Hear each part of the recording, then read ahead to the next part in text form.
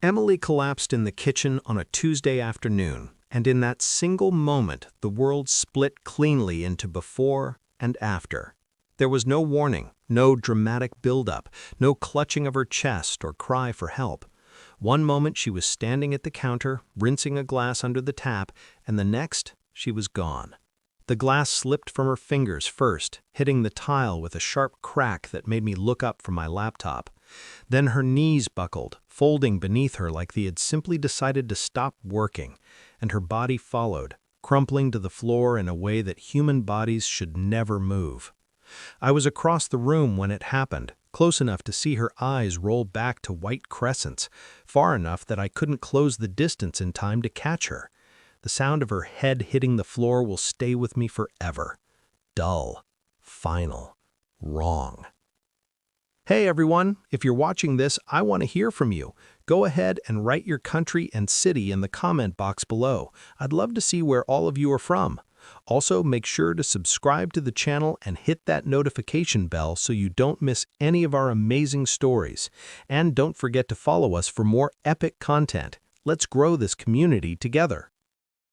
I don't remember crossing the kitchen. I don't remember dropping to my knees beside her. I only remember my phone already in my hand, fingers moving across the screen with a steadiness that didn't match the earthquake happening inside my chest.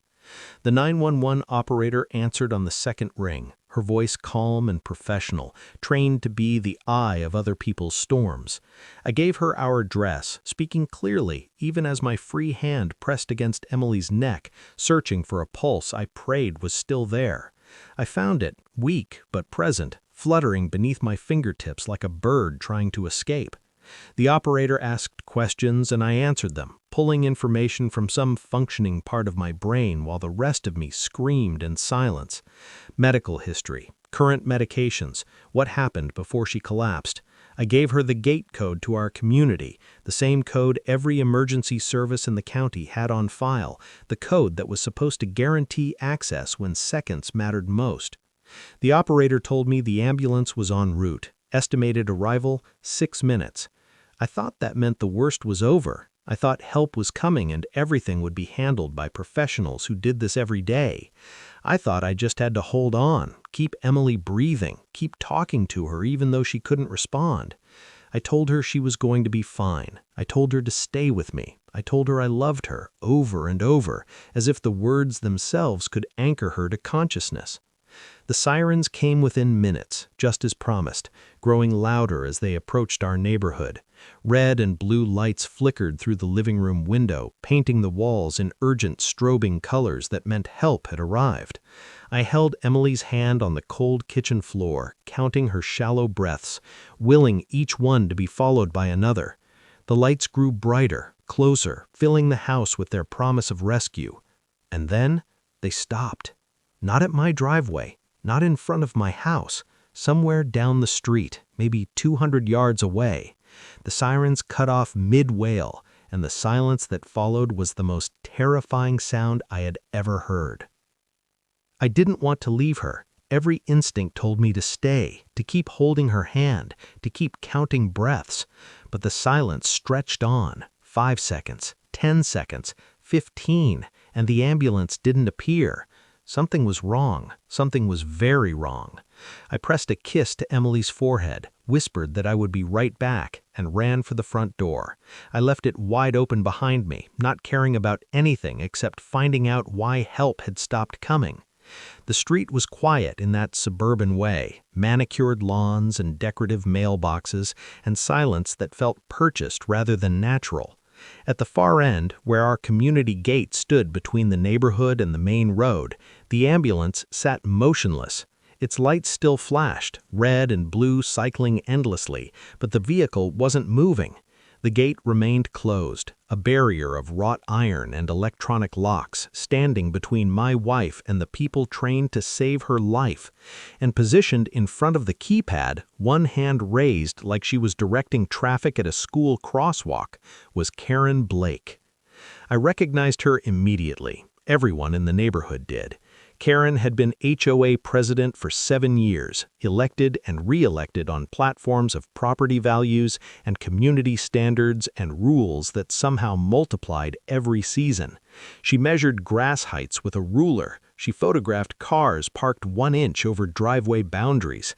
She sent violation notices for holiday decorations left up past January 15th. In the small universe of our gated community, Karen Blake was the law, and she enforced it with the zeal of someone who had found her true calling in telling other people what they couldn't do.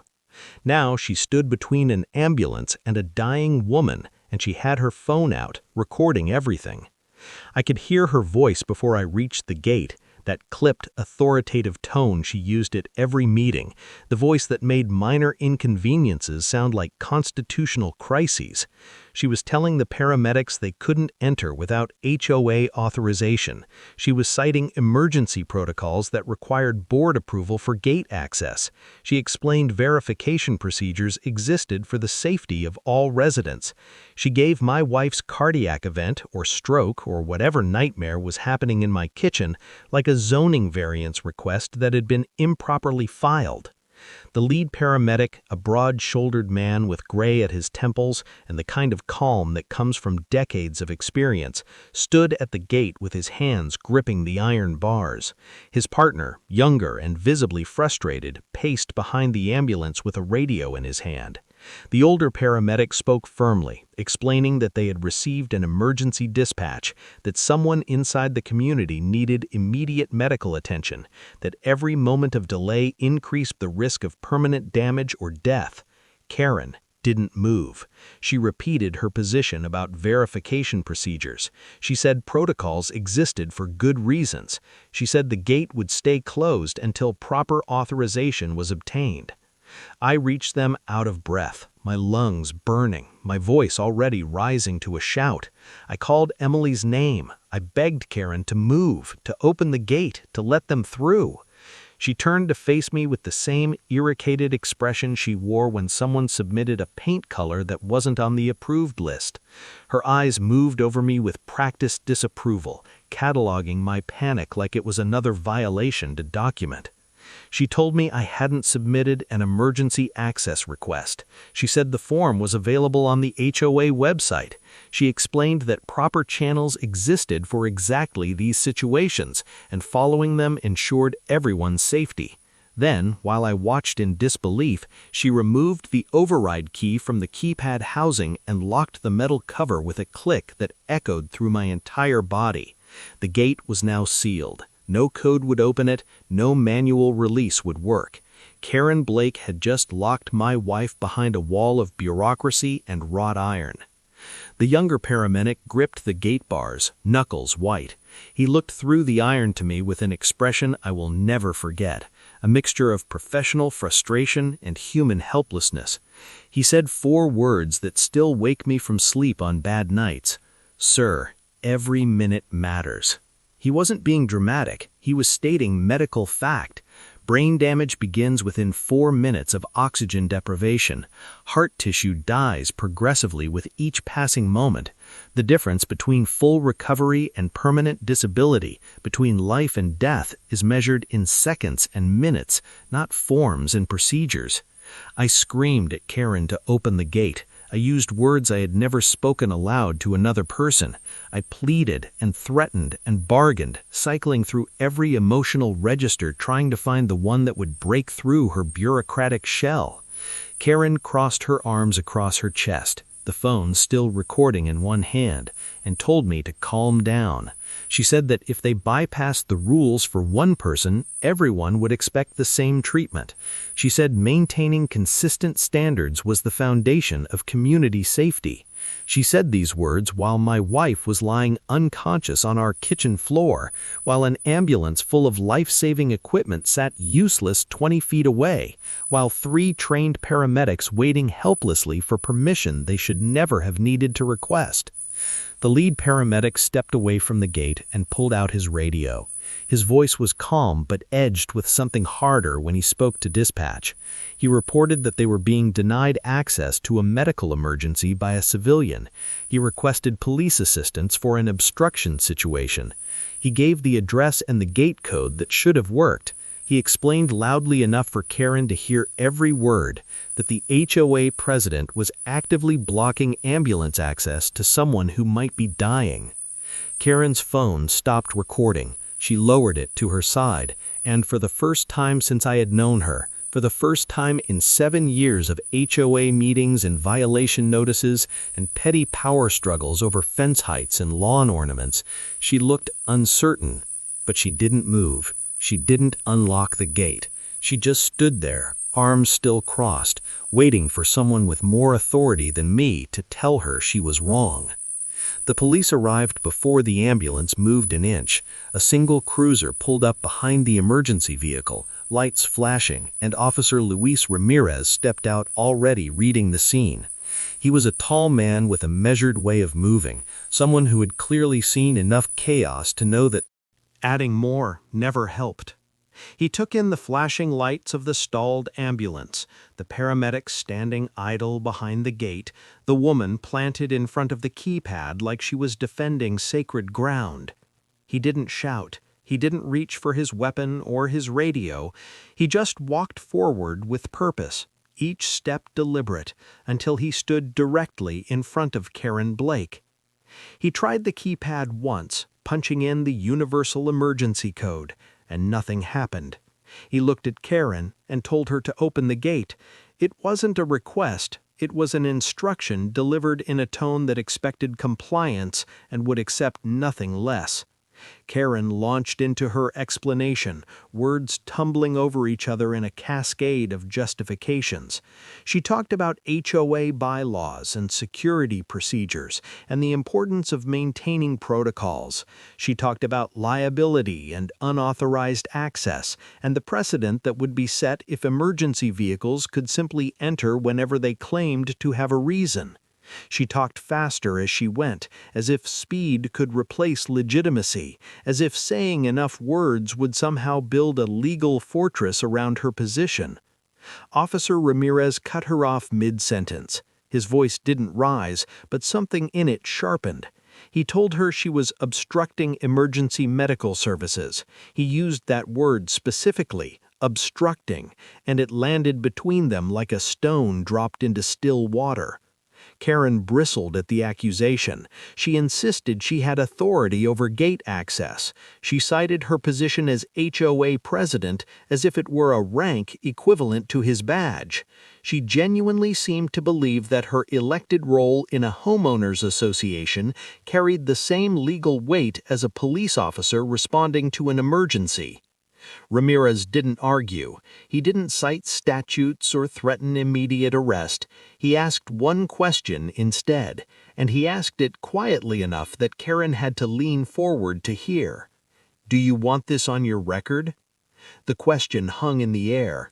Karen hesitated. Her mouth opened and closed without producing words.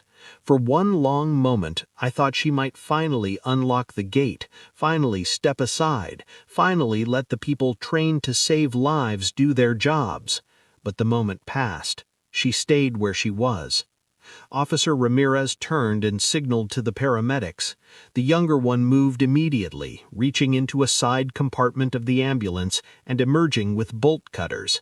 They were standard issue, dull gray steel, the kind of tool that exists specifically because some barriers need to come down regardless of who built them.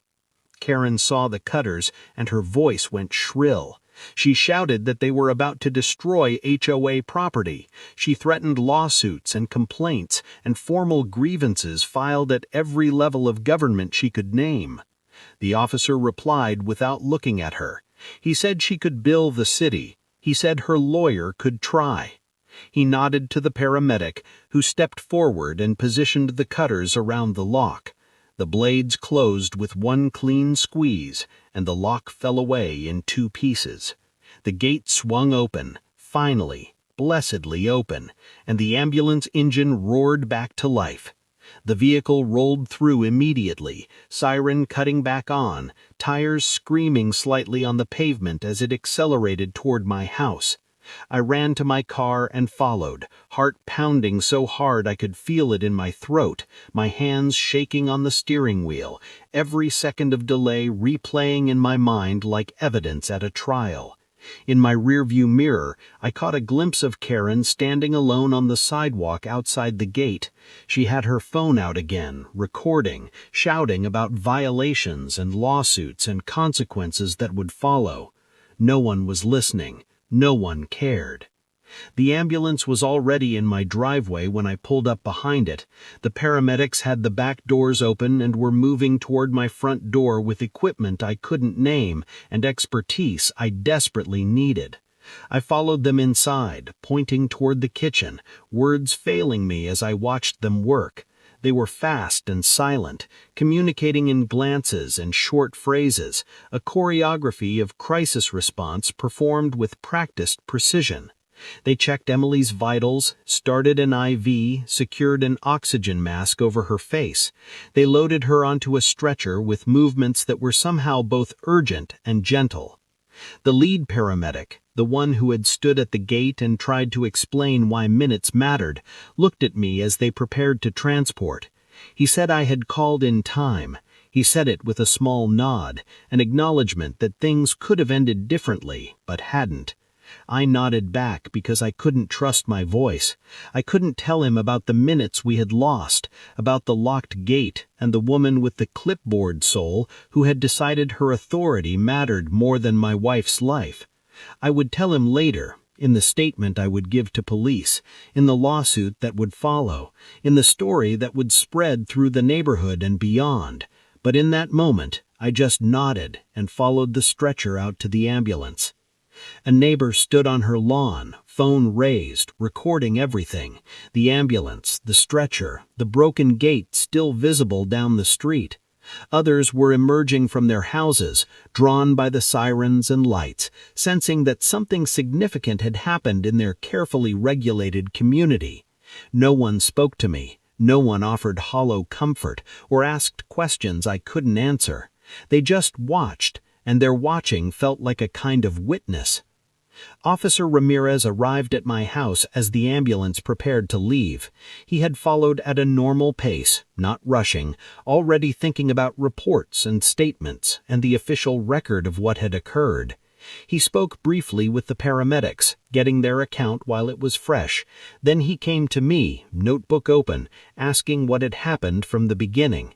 I told him everything. Emily collapsing, the 911 call, the sirens that stopped, Karen at the gate with her phone and her rules and her absolute certainty that she was right. Karen herself appeared while I was still talking, walking up the street with determined strides, trying to insert herself into the conversation. She started explaining her side before anyone asked for it, talking about liability concerns and access protocols and the responsibilities of her position. Officer Ramirez shut her down with 4 words. "You'll speak when asked." His voice didn't rise, but something in it brooked no argument. Karen's mouth snapped closed. Her posture changed, shoulders dropping slightly, chin lowering. I watched authority drain from her body in real time, power leaving like air from a punctured tire. The ambulance pulled away, sirens fading into the distance, carrying Emily toward the hospital and whatever came next. I wanted to follow immediately, but Officer Ramirez asked me to wait, just for a moment, just long enough for him to do one more thing. He positioned Karen in front of his body camera, making sure the lens captured her face clearly. He asked her to confirm one thing. Did she knowingly prevent emergency responders from entering this community? Karen tried to qualify her answer. She started talking about context and intentions and the nuances of the situation. Ramirez repeated the question exactly as he had asked it the first time. Same words, same tone, same expectation of a direct response. Karen nodded once, a small movement, barely a dip of her chin, but the camera caught it. That nod would matter more than any statement she could give, more than any lawyer's argument, more than any defense she could construct after the fact. By the time I left for the hospital, neighbors lined both sides of the street. They had watched the ambulance leave, they had seen the police questioning, they had witnessed Karen Blake, their HOA president, being recorded for posterity as she admitted to blocking emergency services. No one defended her. No one stepped forward to explain that she had meant well or that rules were important. They just stood in their driveways and on their lawns, watching in silence, and for the first time in 7 years, Karen Blake was not the one controlling the narrative. The hospital hallway felt too quiet for how loud my thoughts were screaming. Machines hummed behind closed doors, monitoring heartbeats and oxygen levels, and the countless metrics that measured the boundary between life and death. Shoes squeaked on polished floors somewhere down the corridor. Fluorescent lights buzzed overhead with that particular institutional frequency that seems designed to make waiting feel even longer. I sat in a chair that was ergonomically designed for no one, staring at a wall painted the color of nothing, and waited for someone to tell me whether my wife would survive. A doctor finally emerged, still wearing scrubs, mask pulled down around his chin, eyes carrying the particular weariness of someone who delivered news like this too often.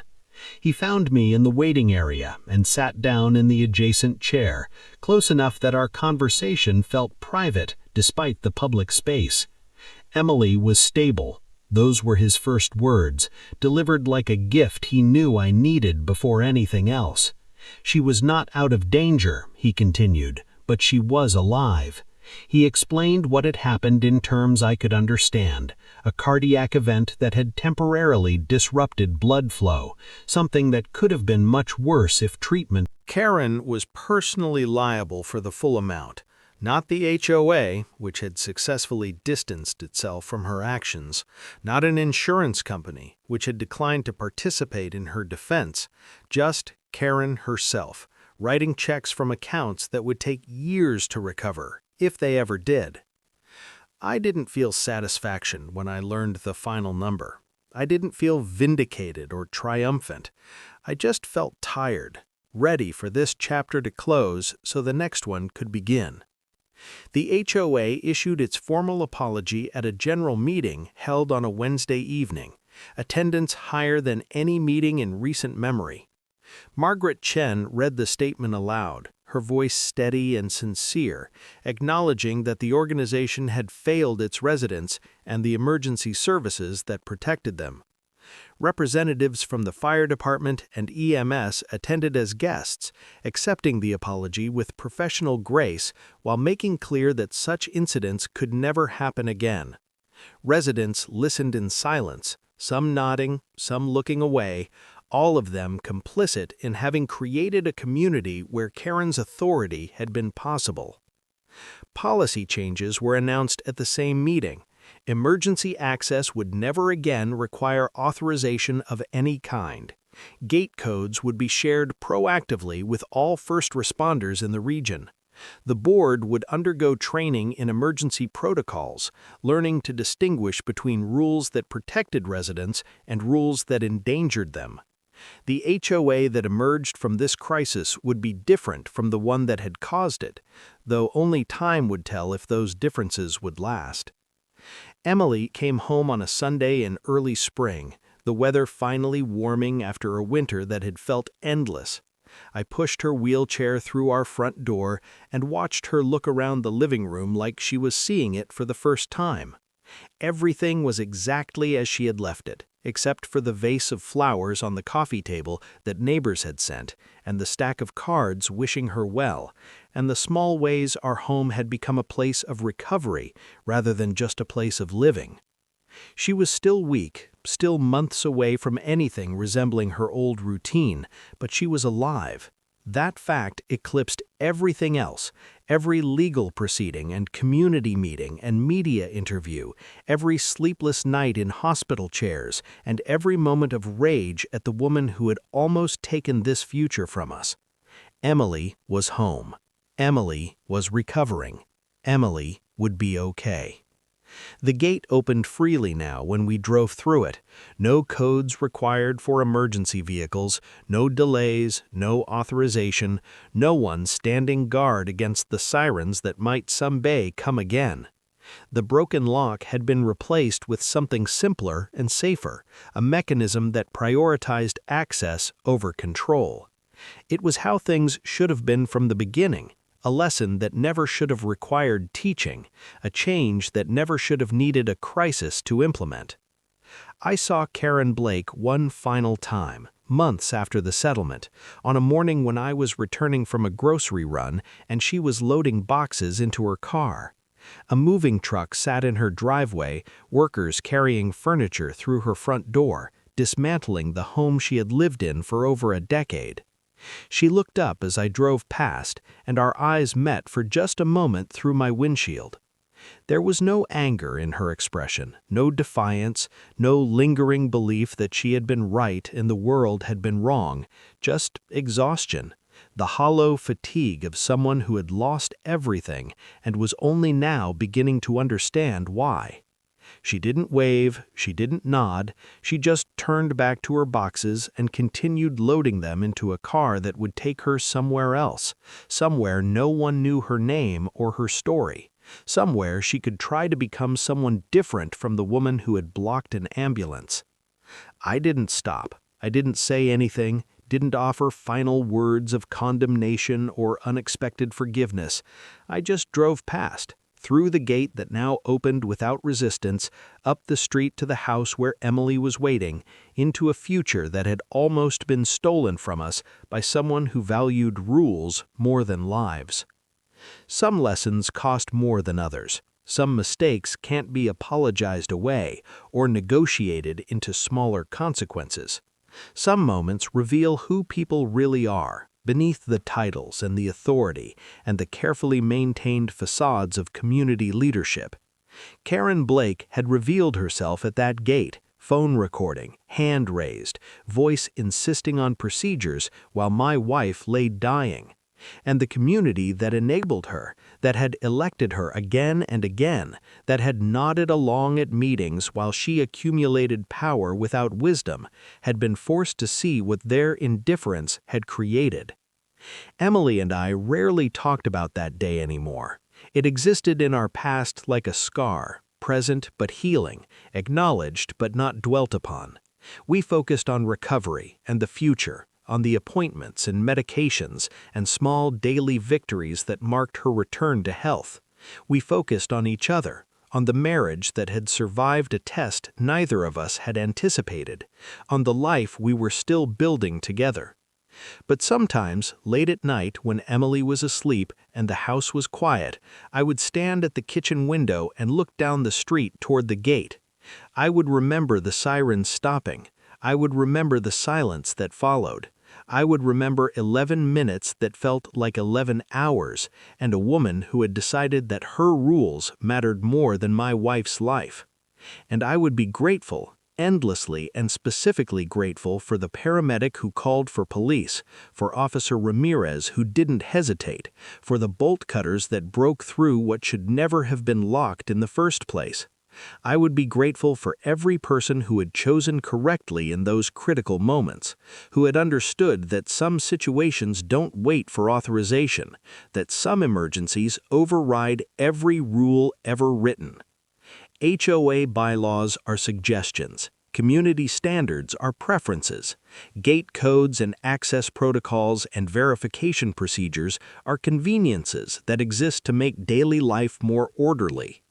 But when someone collapses in a kitchen floor, when sirens approach and seconds matter, when the difference between life and death is measured in the time it takes to open a gate, none of those things matter at all. Emergency care is not optional. Emergency access is not negotiable.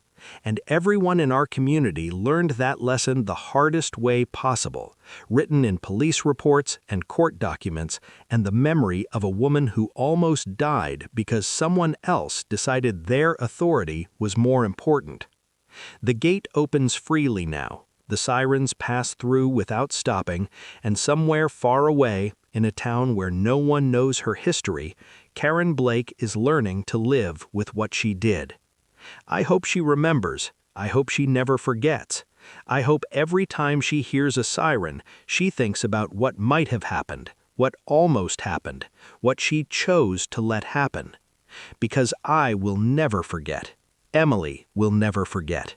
And our community, changed forever by 11 minutes and a locked gate, will carry this story forward as a warning about what happens when rules become more important than the people they're supposed to protect.